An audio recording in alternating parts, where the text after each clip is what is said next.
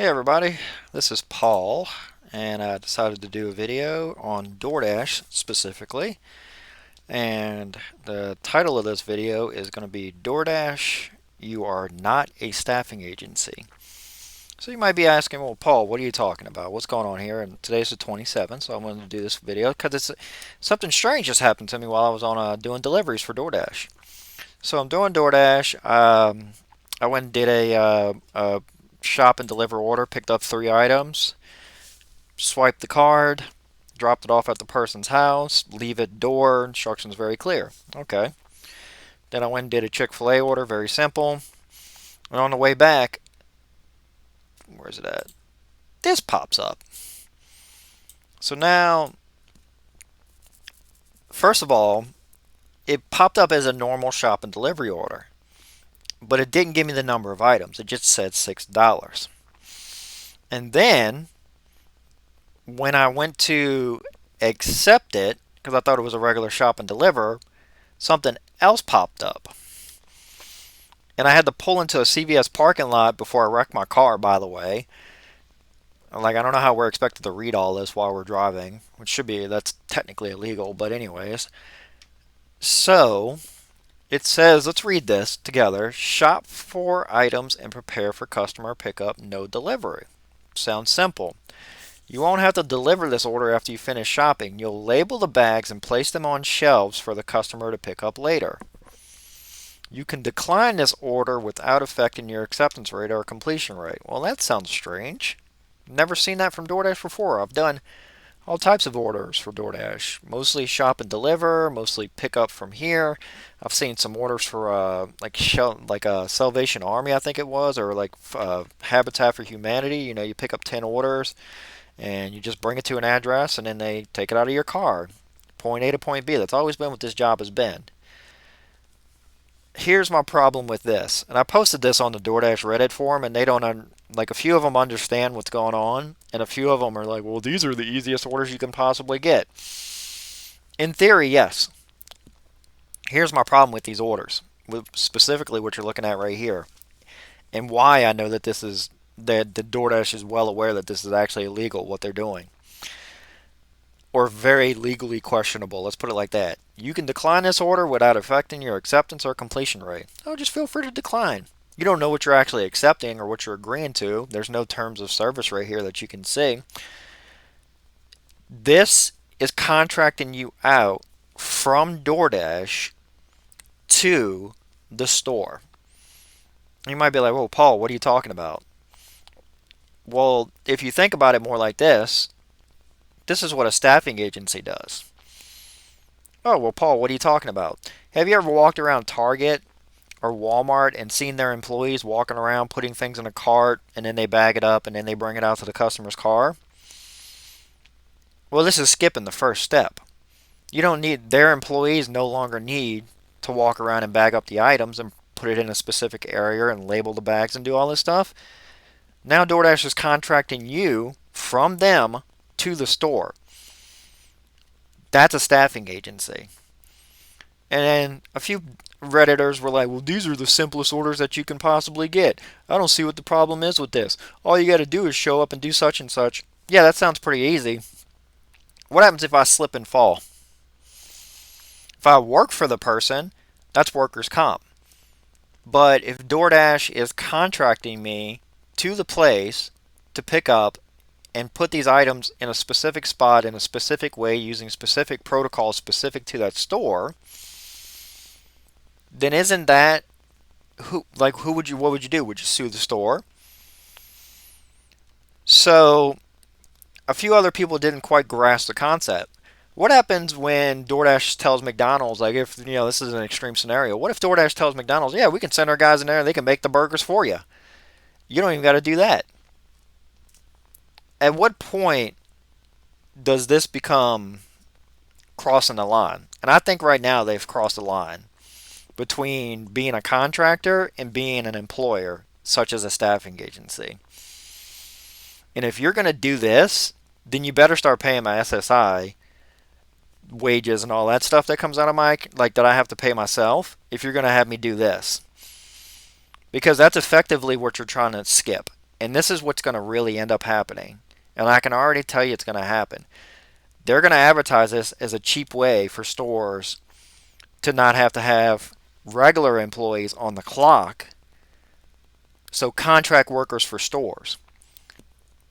At what point are they going to advertise this back to Walmart and say, see, hey, look, we instead of your employees walking around getting all the stuff, we can have our employees do it, and then maybe your employees would be the ones that bring it to the car.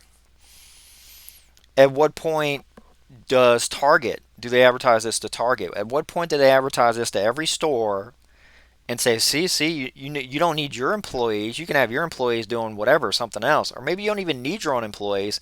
We can have our employees come in there. Oh, wait, employees. So what happens if we're doing these deliveries now? And this is where it kind of crosses the line. So it's no longer, another way that it crosses the line is normally it's always point A to point B. You take the order from point A, where you get custody of the order, and then you bring it to point B. Now, either that's a hand it to me or that's a leave it door, but you're legally protected in a way. You have GPS to back you up to show you were at the address.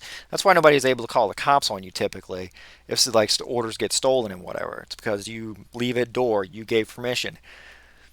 You're leaving this order at the store in an area that their employees have access to. What if the order walks away? What if somebody at the store steals it? What if another customer grabs that order? Who's legally responsible for that now?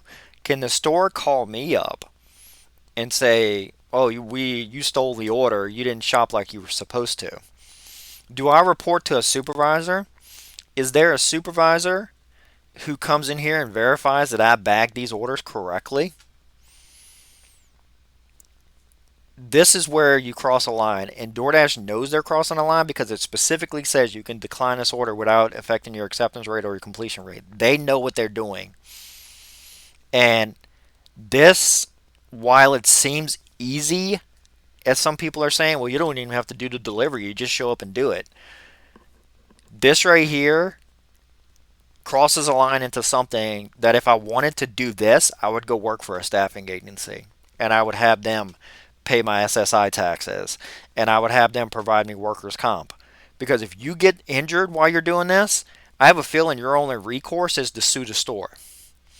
Say if you're walking around doing these orders or whatever, now you might be able to say, well, that could have happened during a shop and deliver order. Right, but you know who's legally responsible. During this right here, you're technically contracted out to the store. They can tell you what to do during the order. You have to provide these orders to a supervisor, or you have to provide this order to like the customer service person who has to verify that you did it correctly. Isn't that technically following the procedures of another store? You're bagging the orders.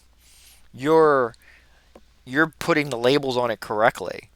And that's where this crosses a line. And I think that this needs to right here automatically stop. Whoever's at DoorDash's legal department, you need to stop this immediately.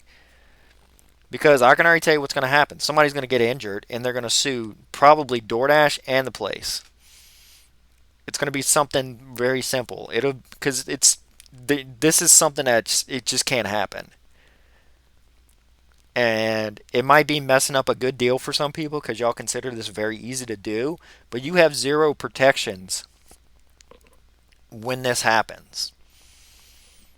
And we have a very simple job description with DoorDash.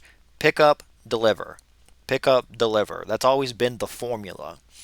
And now they're trying to change it up to where it's, oh, well, we'll just get rid of the deliver part, and then you'll have to report to somebody at the store, and then you'll have to follow their procedures. I didn't go through that store's safety protocols. I don't know what areas of that store I can and can't go in. Where do I drop these orders off? How do I bag these orders? What if somebody steals it?